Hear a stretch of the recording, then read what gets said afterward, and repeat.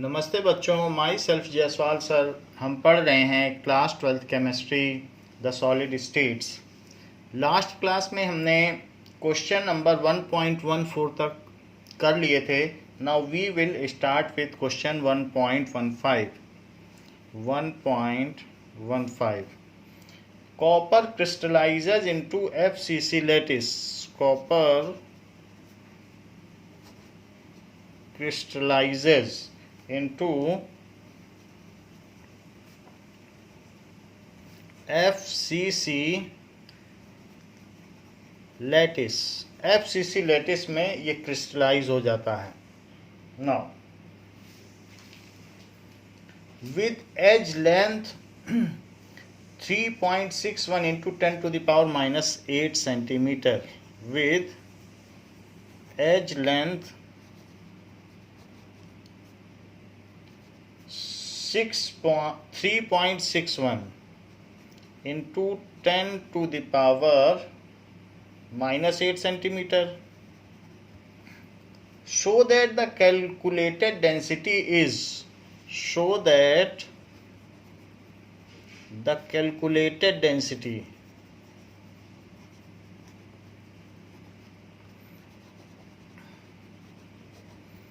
is in agreement with the measured value.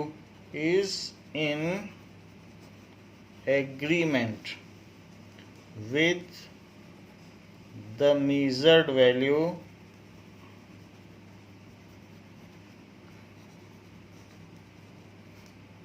of 8.92 ग्राम पर centimetre cube. तो हमें ये शो करना है कि जो डेंसिटी फार्मूला लगाएंगे उससे जो भी वैल्यू आएगी कैलकुलेटेड वैल्यू वो ऑब्जर्व वैल्यू से या मेजर्ड वैल्यू के एग्रीमेंट में है। We know that D is equals to ZM upon NA cube. So it is FCC, so Z is equals to 4 for FCC. Edge length is 3.61 into 10 to the power -8 centimeter. It is in CGS. Now mass of copper is 63.5, that is molar mass, 63.5 gram per mole. That we know. तो ये नहीं दे रहा है but we know it. And Avogadro number that is Na is 6.022 into 10 to the power 23 per mole. So these are the various values that we have to place it. So 2, that is 4 into 63.5 upon 6.022 into 10 to the power 23 into whatever is A, 3.61 into 10 to the power -8 whole cube. So this is the value. Now we will solve this to find out the correct value. 4 into 63.5 divided by 6.022 into 3.61 cube, and this is 10 to the power -24 और ये 23 है, तो 10 to the power 23 -24. So it is 10 to the power -1 जो कि ऊपर चला जाएगा और बाकी चीज़ों को कैलकुलेट कर लेते हैं. So it is 4 into 63.5 divided by 6.022 divided by 3.61. 3 बार करना है डिवाइड. 3.61, सॉरी इसको फिर से करना पड़ेगा. 4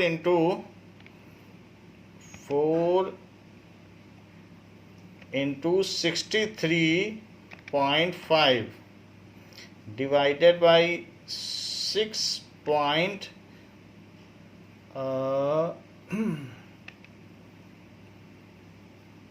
again we have to do it. 4 4 into 63.5 divided by 6.022 divided by 3.61 divided by 3.61 divided by 3.61, that is equals to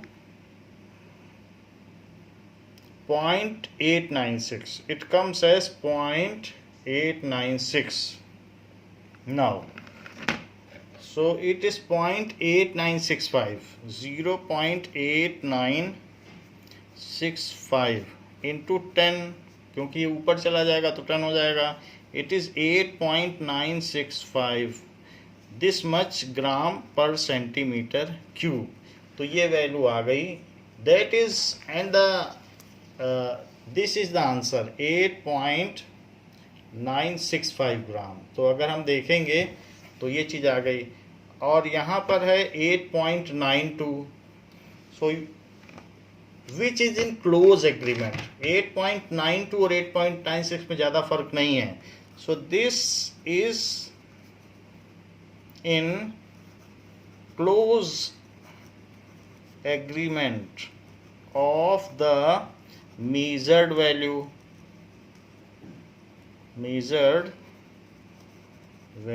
तो इसके क्लोज एग्रीमेंट में हो गया. नाउ क्वेश्चन नंबर 1.16, इसमें क्या पूछा गया है. एनालिसिस शोज दैट निकल oxide has formula. Analysis shows that निकल oxide has formula Ni 0.980 1.00. What fraction of nickel oxide has N2 plus and N3 plus ion? What fractions of nickel exist as Ni2 plus and Ni3 plus ions. सो ये चीज़ हमें बतानी है. जैसे कि अगर 2Ni3 plus आ जाएं तो वो 3Ni2 प्लस को रिप्लेस कर सकते हैं. मान लीजिए कि Ni2 plus O2 minus Ni2 plus और Ni2 प्लस और O2 माइनस. ये एक स्ट्रक्चर है एंड इट इज़ इस तरीके से न्यूट्रल है. लेकिन अगर ये तीन चले जाएं और इसकी जगह सिर्फ दो ही Ni2 प्लस आ जाएं, Ni3 प्लस, तो बात बन जाएगी. दैट इज़ क्योंकि उनके पास 6 पॉजिटिव चार्जेस होंगे. सो Ni3 प्लस और यहाँ कुछ भी नहीं होगा. अब Ni की ज़रूरत नहीं है क्योंकि 6 चार्ज हो गए, 6 निगेटिव चार्ज. तो that will be O2 minus. तो ये कहा जा सकता है कि 2Ni3 plus replaces 3Ni2 plus ion. So 2Ni3 plus replaces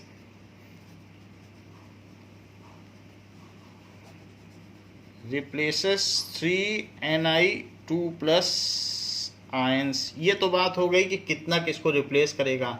and create one vacancy and create one vacancy. इतना काम ये करेंगे. नाउ देयर आर, अगर इसे हम 100 माने, रेशो तो सेम है, आप 100 से मल्टीप्लाई कर दीजिए दोनों में. सो देयर आर 98 निकल आयंस पर 100 oxygen ions. There are 98 nickel ions. अब इन निकिल आयंस में कौन कौन है ये हमें पता नहीं है। उसमें कुछ Ni2+ भी हो सकते हैं और कुछ Ni3+ भी हो सकते हैं। पर 100 ऑक्सीजन आयंस, 100 ऑक्सीजन आयन पर इतना है। And total charges of oxygen ion is equal to total charges of nickel ion, क्योंकि वो न्यूट्रल है। As crystal is neutral, so total positive charge of nickel ion is equal to total negative charge of oxygen ions, that is oxide ions of oxide ions. Let there are X nickel ions, then 98 तो total है, तो 98 minus X will be Ni3+ ions। यदि X जो है Ni2+ वाले ions हैं, यदि X Ni2+ के हैं तो 98 माइनस X Ni3+ के होंगे। अच्छा, अब देखो अगर X ये हैं तो X निकिल आयन का जो चार्ज होगा, charge of X Ni2+ ion plus charge of 98 minus X Ni3+ ions is equals to 100 into charge on oxide ion। तो अब ये इतना आयन है तो इसको 2x लिखा जा सकता है, और ये 3 है, निकिल आयंस हैं, तो इसको क्या लिखा जा सकता है, 398 minus X ऐसा लिखा जा सकता है। And that is equals to 200। Positive और निगेटिव की बात नहीं है, सिर्फ हम चार्ज को कैलकुलेट कर रहे हैं कि कितना चार्ज है। सो इस तरीके से दिस इज 2x प्लस 3 8 जा 24 और 3 9 जा 27, तो 29 और minus 3x is equals to 200। So 294 minus 200 is equals to 3x minus 2x, so x is equals to 94। तो x ये हो गया, so there are 94 nickel 2+ ion, there are 94 nickel 2+ ion, so total 98 थे, and 98 minus x that is equals to 98 minus 94 that is equals to 4 are निकल 3+ ions. तो ये बात हो गई। तो हम ये कह सकते हैं कि there are 4 nickel ions for every 94 nickel 2+ ion. तो इस तरीके से ये हो जाएगा, देयर आर 4 Ni3+ ions पर 94 निकल 2+ ions। ये चीज़ हो गई। तो 94 निकिल आयन में 4 हैं, तो 100 निकिल आयन में कितने हुए, in 94 nickel 2+ ion there are 4 nickel 3+ ions. So 100 में कितने हुए, there are 4 by 94 into 100, so this is 400 by 94।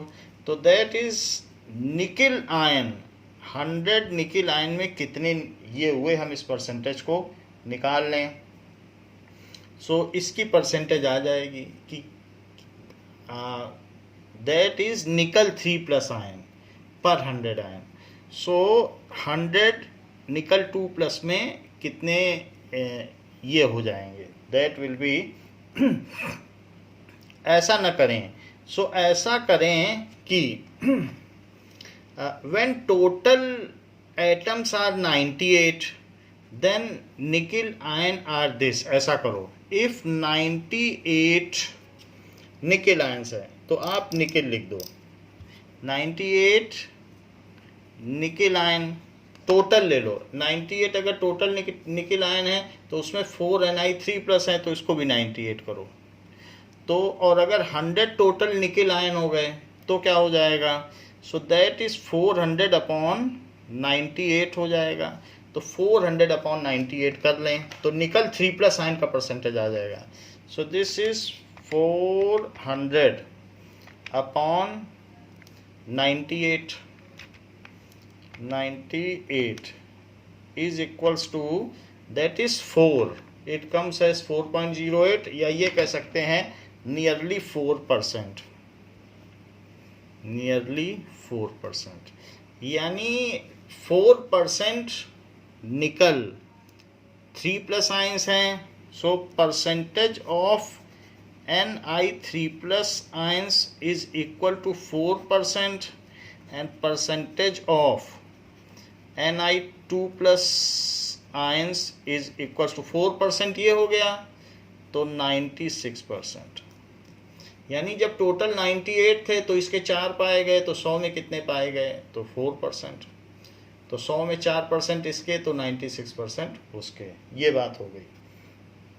Question में कहा गया है कि what is a semiconductor? Describe the two main types of semiconductor and contrast their conduction mechanism.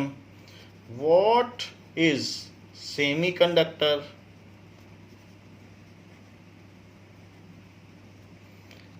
Describe two main type of semiconductors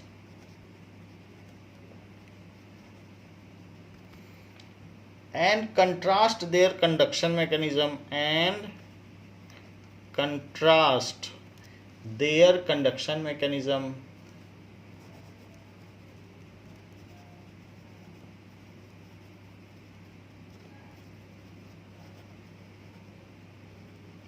अर्धचालक क्या होते हैं, इनके दोनों प्रकार का वर्णन करिए तथा उन दोनों ही प्रकारों में किस प्रकार से अंतर है उसे स्थापित करिए। तो ये बात कही गई है।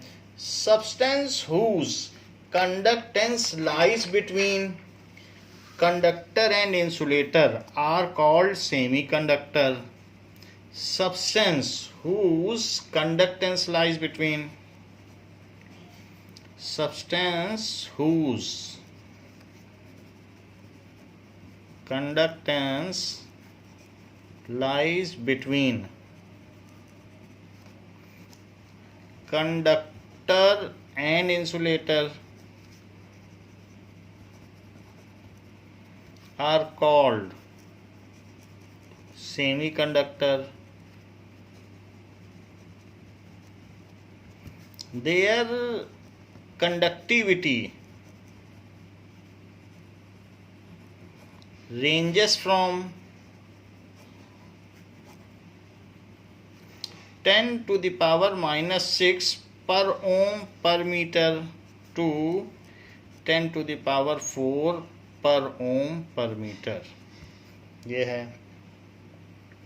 Now there are two main types of semiconductor, though there are two types of semiconductor, ऐसे लिखिए। Primarily there are two types of semiconductors that is intrinsic semiconductor and other is extrinsic.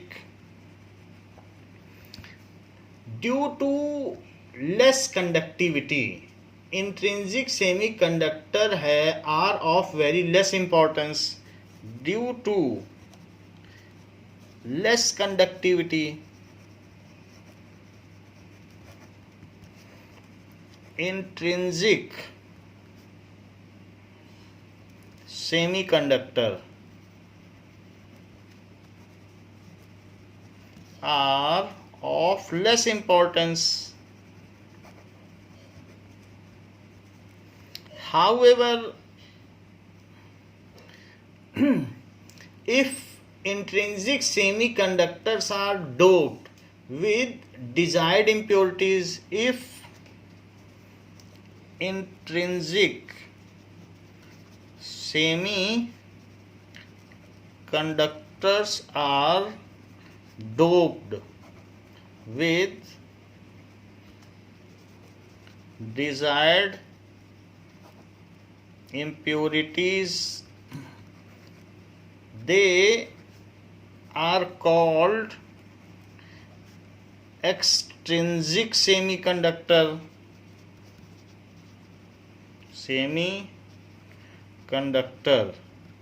It enhances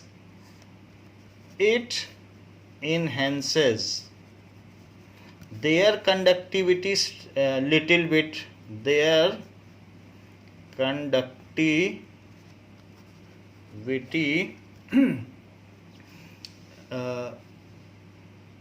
enhances their conductivity in a small amount. Now they can be used. अब ये use किए जा सकते हैं in computers and other purposes. Now they can be used as amplifiers.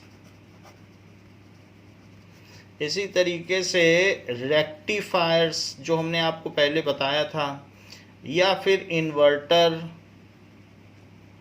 इन सब के तौर पर ये यूज किए जा सकते हैं.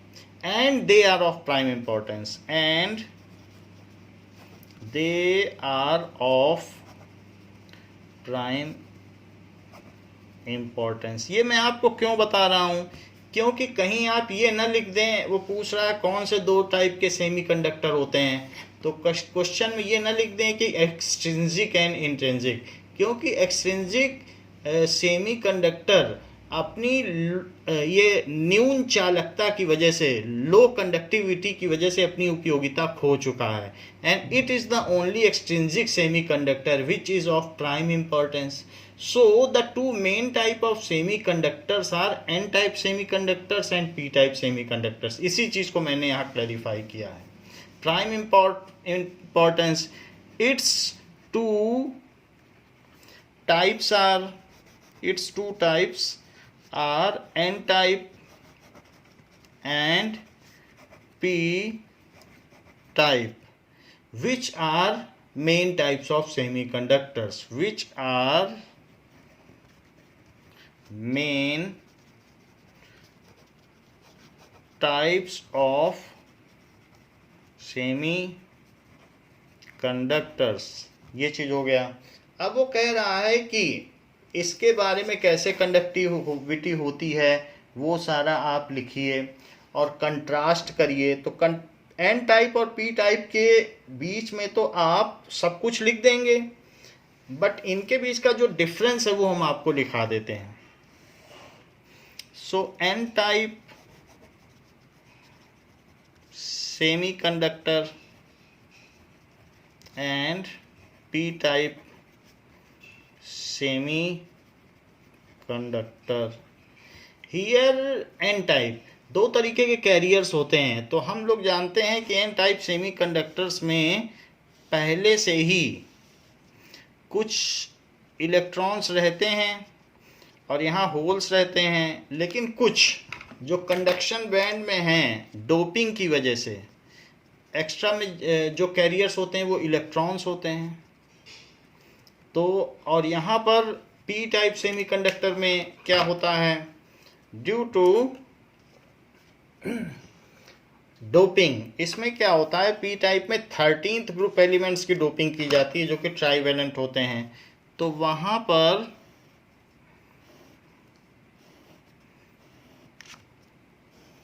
ये वैलेंस बैंड है, तो यहाँ पर कुछ तो माइग्रेट हो गए, लेकिन इसके अलावा there are some holes found in valence band.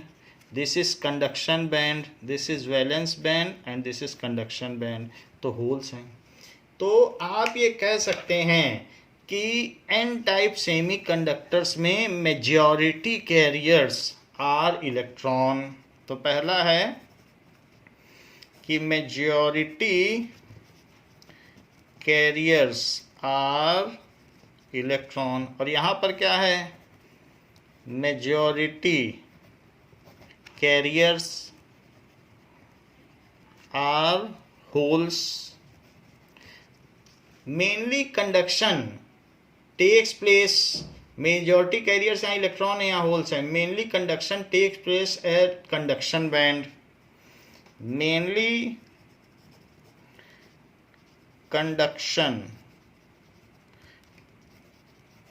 Takes place, यहाँ पर क्या है, मेनली कंडक्शन टेक्स प्लेस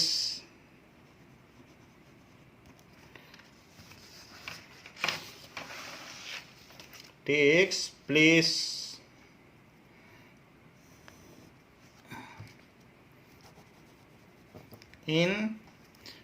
तो आप ऊपर देख लें, कंडक्शन बैंड में ही कंडक्शन हो रहा है, इन कंडक्शन बैंड. और यहाँ क्या है, in takes place in valence band. Valence band पर होगा, valence band.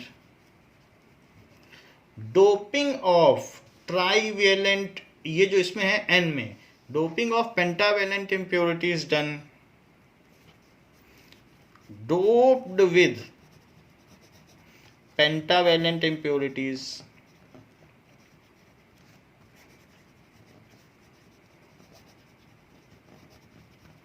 So pentavalent impurities, that is ना पी आस सब Bi. तो ना पी और आस यही दोनों होंगे. और इसमें doped with trivalent impurities, that is बाल गाइन Tl. तो Al बाल और गाइन गैलियम ले लें, ऑफ ग्रुप 15, ऑफ ग्रुप 13, ऐसे. तो इस तरीके से इनमें इसकी डोपिंग की जाती है. ठीक है. तो these are the basic differences. ये इट कंटेन्स